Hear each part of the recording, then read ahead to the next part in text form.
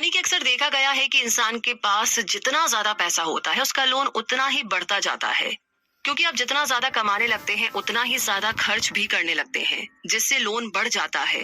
अब आप इस लोन को चुकाने के लिए दिन रात बस काम में ही लगे रहते हैं। ज्यादा काम करने से आपको स्ट्रेस होने लगता है, आप चिड़चिड़े हो जाते हैं, जिसका बुरा असर आपके रिश्तों, आपकी हेल्थ सब पर पड़ता है। इसीलिए कहा जाता है कि पैसा आपके लिए खुशियां नहीं खरीद सकता। पैसा आपकी जिंदगी आसान तो बना सकता है, लेकिन जरूरी नहीं कि वो उसे खुशहाल भी बना सके। पैसे के साथ अगर आजादी भी हो तो वो खुशियां जरूर देता है। पैसे का इस्तेमाल सिर्फ आपकी इच्छाओं को पूरा करने के लिए नहीं किया जाना चाहिए। आइए अब जानते हैं कि अगर आप पैसों को मिसयूज करेंगे तो उसके क्या क्या रिजल्ट हो सकते हैं। जैसे एमजी ग्रेजुएशन पूरी करने के बाद एक कंस्ट्रक्शन लेबर के रूप में काम करने लगे। ये काम थोड़ा थकाने वाला था, लेकिन सैलरी अच्छी थी। एमजे को हर रोज साइट तक पहुंचने के लिए हैवी ट्रैफिक का सामना करना पड़ता और ये काम थोड़ा चैलेंजिंग था, लेकिन एमजे ज्यादा पैसा कमाने के लिए वहां पर जॉब करते रहे। कुछ टाइम के बाद उनके बचाए हुए पैसों से अच्छी खासी रकम जमा हो गई। अब एमजे खुद को अमीर समझने लगे। उन्होंने काफी सारा पैसा अपने रहन सहन पर खर्च किया और एक महंगी स्पोर्ट्स कार खरीद ली। उन्हें लगने लगा कि ये महंगी कार उनके पैसे वाले होने का स्टेटस सिंबल है। कुछ समय बीतने के बाद एमजे अपने काम से ऊबने लगे। उन्हें लगने लगा कि ये काम मुश्किल भी था और उनका सारा समय इसी में बीत जाता था।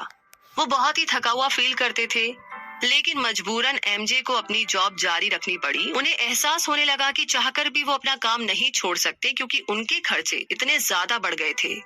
उन्हें पहली बार समझ में आया कि वो स्पोर्ट्स कार उनका स्टेटस सिंबल नहीं था, बल्कि एक दीमक था जिसने उनके सुख चैन को खत्म कर दिया था।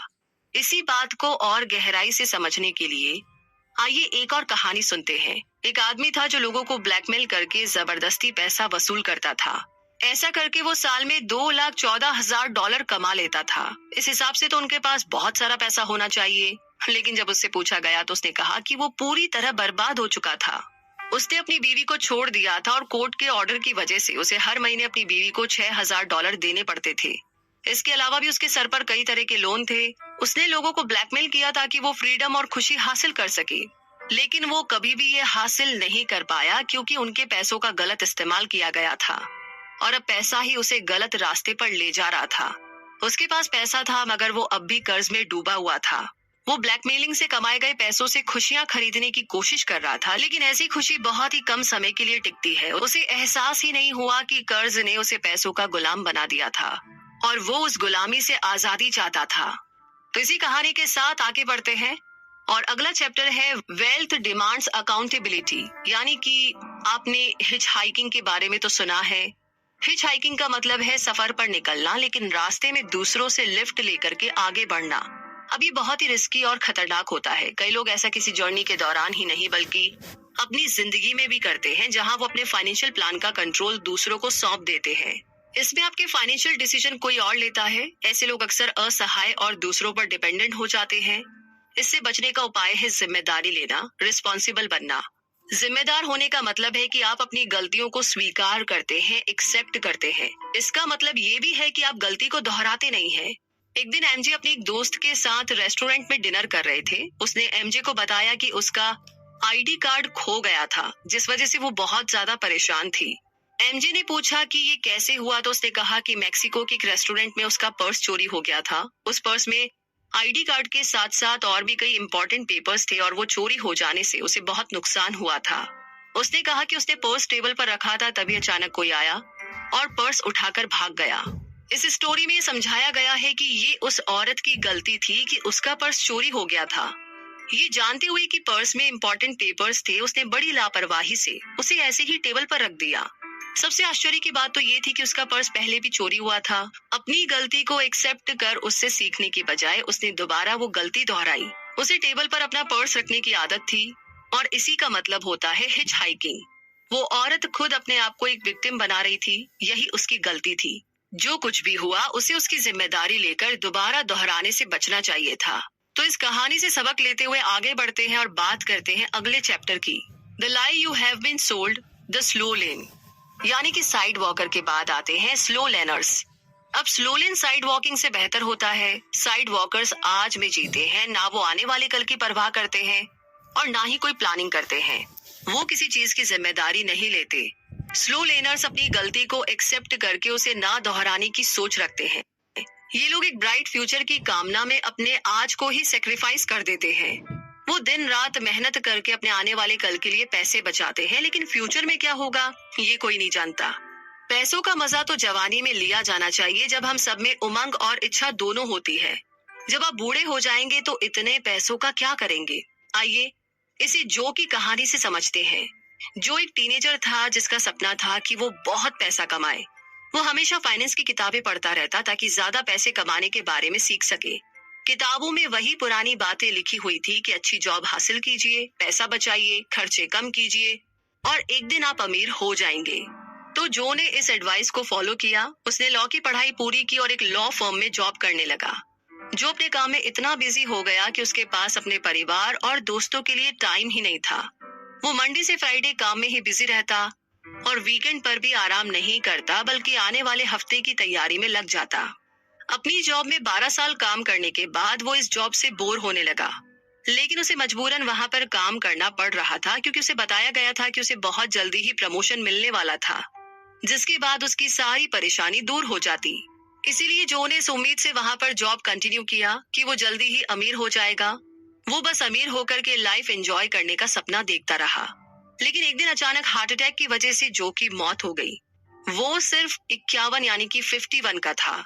जो ने स्लो लेन रोड मैप को फॉलो किया था। उसने अपनी पूरी जवानी काम करने में लगा दी। ना ही उसने कभी परिवार को टाइम दिया और ना ही कभी खुद जिंदगी से संतुष्ट रहा। उसने अपनी इच्छाएं पूरी नहीं की क्योंकि वो पैसा कमाने और फ्यूचर के लिए बचाने में काफी ज्यादा बिजी था। लेकिन वो फ्यूचर तो कभी आया ही नहीं और अमीर बनने से पहले ही उसकी मौत हो गई। तो जो कि इस कहानी से सबक लेते हुए आगे बढ़ते हैं। और अब अगला चैप्टर है wealth shortcut the fast lane. तो हमने देखा कि साइड वॉक और स्लो लेन दोनों ही रोड मैप में आपको या तो अपनी जवानी या अपना रिटायरमेंट सेक्रीफाइस करना पड़ता है। इन दोनों को बचाने का एक और रास्ता है जो है फास्ट लेन रोड मैप। और ये इतना कमाल का ऑप्शन है जिसमें आप अपनी जवानी और अपना बुढ़ापा दोनों को एंजॉय कर सकते हैं। इस रास्ते पर चलकर आप छोटी उम्र में भी मिलियनियर बन सकते हैं। लेकिन आपको बैठे बिठाए कुछ नहीं मिलेगा, आपको मेहनत तो करनी ही होगी। फर्क सिर्फ इतना है कि अमीर बनने के लिए आपको बुढ़ापे तक इंतजार नहीं करना पड़ेगा, बल्कि आपको बहुत जल्दी ही इसका रिजल्ट भी मिल जाएगा। तो आइए एक कहानी से हम इसे समझते हैं। एक इजिप्शियन राजा के 2 भतीजे थे, चुम्मा और अजूर। वो दोनों 18 साल के थे। एक दिन राजा ने अपने दोनों भतीजों को एक पिरामिड बनाने के लिए कहा और उनसे वादा किया कि जो भी पहले पिरामिड बनाने में कामयाब होगा उसे राजा का सिंहासन और बहुत सारा पैसा दिया जाएगा। दोनों ने तुरंत अपना काम शुरू कर दिया। अजूर ने भारी पत्थर उठाने शुरू कर दिए और उन्हें स्क्वायर शेप में रखने लगा। उसे पिरामिड का बेस तैयार करने में पूरा 1 साल लगा। लेकिन चुम्मा का प्लाट अब तक खाली था। ना वहाँ कोई पत्थर था और ना ही उसने काम करना शुरू किया था। चुम्मा तो एक खास तरह का डिवाइस बनाने में बिजी था। अजूर अपने काम में लगा रहा और उसका पहला लेवल पूरा हो गया। अब दूसरे लेवल पर भारी पत्थरों को उठा करके रखना उसके लिए बहुत ही मुश्किल हो गया। इसीलिए अजूर ने अपनी ताकत बढ़ाने का फैसला किया। वो स्ट्रॉन्ग बनने के लिए एक ट्रेनर के पास गया।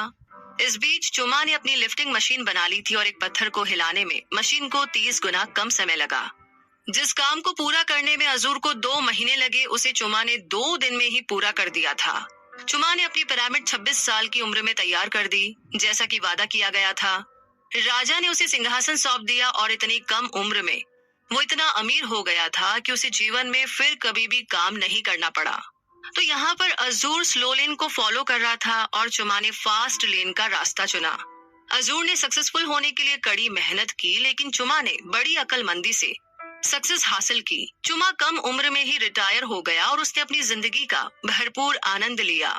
तो इसी के साथ इस समरी का कंक्लूजन और निचोड़ ये है कि समरी में आपने सीखा कि कम उम्र में भी बहुत अमीर बना जा सकता है, पैसा कमाया जा सकता है। आपने 3 अलग अलग तरह के रोड मैप के बारे में भी जाना। अब आप समझ ही गए होंगे कि सिर्फ फास्ट लेन ही आपको कम उम्र में अमीर बना सकता है। इस समरी में आपने ये भी समझा कि महंगी गाड़ियां, आलीशान बंगला, महंगी गैजेट आपको अमीर नहीं बनाते हैं। ये बस दिखावा करने का स्टेटस सिंबल बन गया है। असली दौलत है अपने पसंद से जीने की आजादी। आप अपनी जिंदगी में जो रिश्ते और प्यार कमाते हैं वो है असली दौलत। एक हेल्दी बॉडी है आपकी सबसे बड़ी दौलत। इस जर्नी में आपने ये भी जाना कि पैसों तक ले जाने वाले रास्ते पर आप खुद अपनी कार के ड्राइवर होते हैं। बिना जिम्मेदारी लिए आप कभी भी पैसा नहीं कमा सकते। आपको खुद अपने डिसीजन लेने होंगे, आपको रिस्पॉन्सिबल बनना होगा। आपको ये विश्वास होना चाहिए कि कम उम्र में भी आप अमीर हो सकते हैं। तो सोच समझकर डिसीजन ले, फास्ट लेन का रास्ता चुनकर दौलत की ओर अपना कदम बढ़ाएं और इस खूबसूरत जिंदगी और दुनिया को एंजॉय करें।